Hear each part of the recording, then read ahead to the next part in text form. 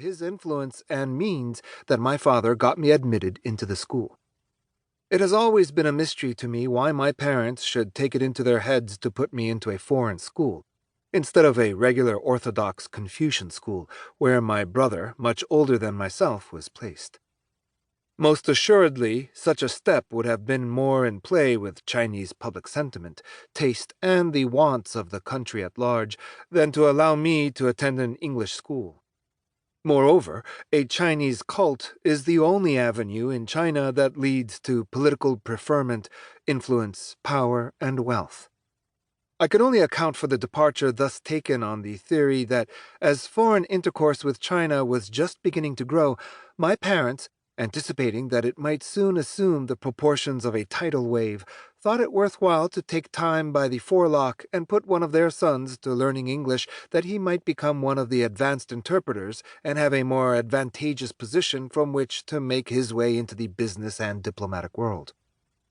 This I take to be the chief aim that influenced my parents to put me into Mrs. Gutzlaff's mission school.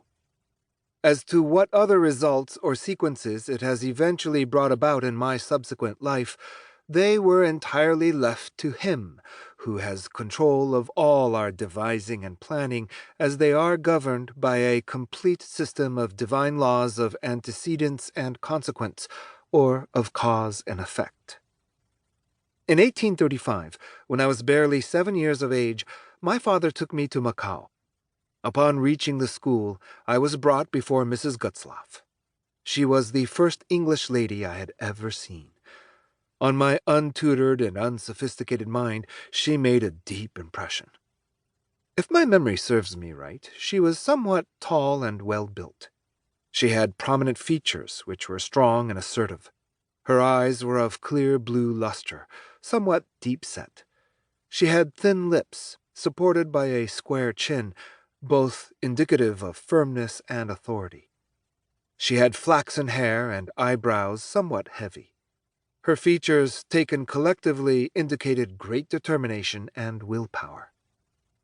As she came forward to welcome me in her long and full-flowing white dress, the interview took place in the summer, surmounted by 2 large globe sleeves which were fashionable at the time and which lent her an exaggerated appearance, I remember most vividly I was no less puzzled than stunned. I actually trembled all over with fear at her imposing proportions, having never in my life seen such a peculiar and odd fashion. I clung to my father in fear.